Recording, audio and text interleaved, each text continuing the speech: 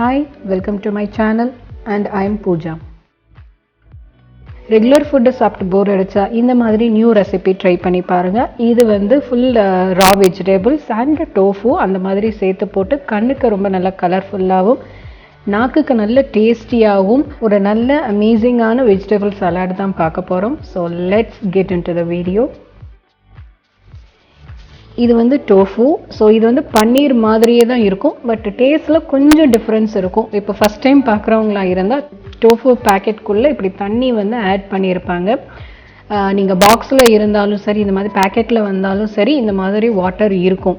So இந்த வாட்டரை நம்ம எடுத்துட்டு வெறும் டோஃபு மட்டும் நல்லா ஒரு 2-3 தடவை நம்ம தண்ணியில் கழுவணும். இந்த டோஃபு ரொம்ப சாஃப்டாக இருக்கும். ஸோ கழுவும் போது கொஞ்சம் பார்த்து கேர்ஃபுல்லாக பண்ணுங்கள், பிஞ்சிராமல் கழுவுங்க. இந்த டோஃபு வந்து சோயாபீன்லேருந்து பண்ணுவாங்க. ட்ரையான சோயாபீனை வந்து எடுத்து அதை சோக் பண்ணி அதிலேருந்து பால் எடுத்து நம்ம பன்னீர் எப்படி பண்ணுவோமோ அதே மாதிரி ப்ராசஸில் இந்த டோஃபை வந்து ப்ரிப்பேர் பண்ணுவாங்க. 3 times டோஃபுவை நல்லா கழுவுனதுக்கப்புறமா இந்த மாதிரி கிச்சன் டவல் எடுத்துக்கோங்க, இல்லை காட்டன் கிளாத் எடுத்துக்கோங்க. ஸோ அது மேலே டோஃபு வச்சு நல்லா சுற்றி ஒரு 10 நிமிஷம் டிஸ்டர்ப் பண்ணாமல் அப்படியே விட்டுருங்க. ஸோ அந்த டவலோ இல்லை காட்டனோ அதில் இருக்கிற எக்ஸஸான மாய்ஸ்சரெல்லாம் அப்சர்வ் பண்ணி எடுத்துரும். ஸோ குக் பண்ணுறதுக்கு ரொம்ப ஈஸியாக இருக்கும்.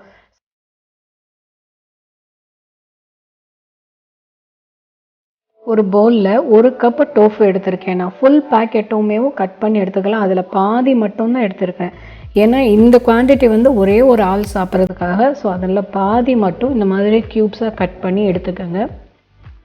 இதே ரெசிபியை நீங்கள் டோஃபுக்கு பதிலாக பன்னீர் வச்சும் ட்ரை பண்ணலாம். அப்படியும் நீங்கள் பண்ணி பாருங்கள், ரொம்ப டேஸ்டியாக எம்மியாக தான் இருக்கும், எந்த ஒரு சேஞ்சஸும் இருக்காது.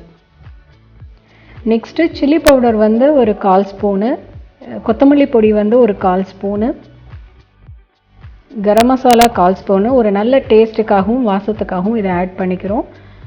நெக்ஸ்ட்டு கொஞ்சோன்னு டர்மரிக் பவுடர் அண்ட் லெமன் வந்து ஃபியூ ட்ராப்ஸ் வந்து நீங்கள் அதில் விட்டுக்கோங்க. கொஞ்சம் புளிப்பு டேஸ்ட் இருந்தால் நல்லாயிருக்கும். இப்போ நான் சால்ட்டும் ஆட் பண்ணிக்கிறேன். ஸோ அவ்வளோதான் இதில் ஆட் பண்ண வேண்டிய இன்க்ரீடியன்ட்ஸு. இது மெல்லமாக ஸ்பூன் வச்சு கிண்டி விட்டுக்கோங்க. ரொம்ப ஃபாஸ்ட்டாகவோ ஹார்டாகவோ கிண்டாதீங்க, அப்புறம் டோஃபு வந்து உடஞ்சிரும். ஸோ ஜென்டிலாக கிண்டுங்க.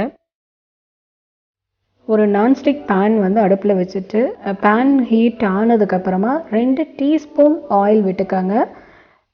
பின்ன நம்ம மசாலா மிக்ஸ் பண்ணி வச்சுருந்த டோஃபுவை மெல்ல அதில் சேர்த்து ஜென்டிலாக டாஸ் பண்ணியும் ஸ்டிர் பண்ணியும் இதை நல்லா கோல்டன் ப்ரௌன் கலரில் ஃப்ரை பண்ணி எடுத்துக்க போகிறோம். இந்த டோஃபு வந்து வீகனாக இருக்கிறவங்க ரொம்ப விரும்பி சாப்பிடுவாங்க. வீகனாக இருக்கிறவங்க அனிமல் ஃபுட்டு, அனிமல் ப்ராடக்ட்ஸ் எதுவுமே யூஸ் பண்ண மாட்டாங்க. ஸோ அதனால் அவங்களுக்கான ஒரு நல்ல ஒரு ஃபுட்டு. இது ப்ரோட்டீன் ரிச் ஃபுட்டு. பன்னீரில் இருக்கிற மாதிரியும் இதுலேயும் ப்ரோட்டீன் இருக்குது. ஸோ இது ஒரு நல்ல பிளான்ட் பேஸ்டு ஃபுட். டோஃபு இந்த மாதிரி கோல்டன் ப்ரௌன் கலரில் ஃப்ரை பண்ணி எடுத்துக்கோங்க. தென் ஒரு பவுலில் நம்ம சலாடுக்கு உண்டான வெஜிடபிள்ஸ் எல்லாம் 1 by 1 ஆட் பண்ண போகிறோம். ஃபஸ்ட்டு நான் இங்கே ஆட் பண்ணுறது வந்து லெட்டூஸ் 1/2 கப்பு ஆட் பண்ணியிருக்கேன். உங்களுக்கு லிட்டஸோ இல்லை ஐஸ்பர்க் ரெண்டில் எது கிடைச்சாலும் ஓகே. இல்லை ரெண்டுமே கிடைக்கலன்னா குக்கும்பரை வந்து நீங்கள் பொடிசாக ஃபைனாக சாப் பண்ணி இதில் ஆட் பண்ணிக்கோங்க. நெக்ஸ்ட்டு நான் இதில் செரி டொமேட்டோ 1/2 கப்பு ஆட் பண்ணிக்கிறேன்.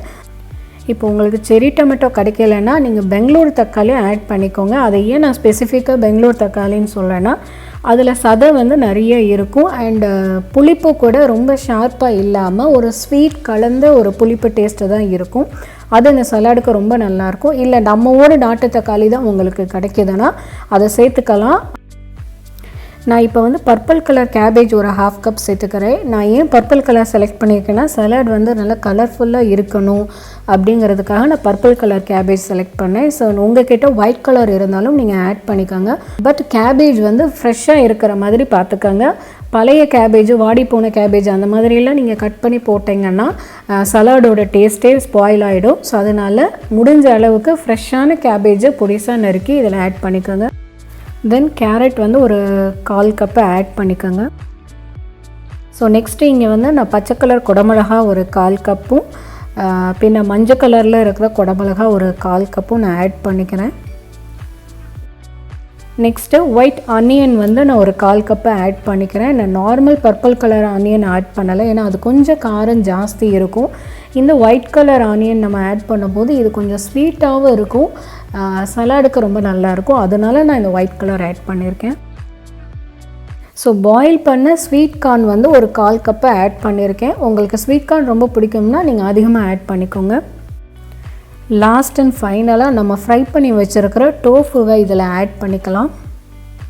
இந்த சலாடுக்கு ட்ரெஸ்ஸிங்கை நான் இங்கே யூஸ் பண்ணியிருக்கிறது மயோனீஸ். அது வந்து நான் 2 டேபிள் ஸ்பூன் வந்து ஆட் பண்ணியிருக்கேன். ஸோ நான் இங்கே யூஸ் பண்ணியிருக்க மயோனீஸ் வந்து வெஜிடேரியன் மயோனீஸ், அதாவது இதில் எக்லெஸ்ஸாகவும் பின்ன க்ளூட்டன் ஃப்ரீயாகவும் கிடைக்கிற ஒரு மயோனீஸ் தான் நான் ஆட் பண்ணியிருக்கிறேன்.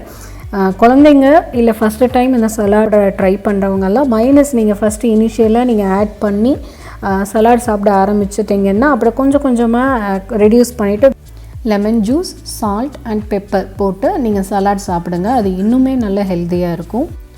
ஃபைனலாக டோஃபு ஆட் பண்ணினதுக்கப்புறமா நல்லா மிக்ஸ் பண்ணி இதை உங்கள் ஃபேமிலிக்கும் உங்கள் வீட்டில் இருக்க குழந்தைங்களுக்கும் நீங்கள் கொடுத்து பாருங்கள். குழந்தைங்க விரும்பி சாப்பிடுவாங்க. ஏன்னா நம்ம இதில் மயோனீஸ் ஆட் பண்ணியிருக்கிறோம். அந்த டேஸ்ட் எல்லா குழந்தைங்களுக்குமே பிடிக்கும். நம்மளோட சலாட் இப்போ ஃபுல்லாக ரெடி ஆயிடுச்சு. இதை அழகாக சர்வ் பண்ணி enjoy the recipe with your family. Thanks for வாட்சிங்.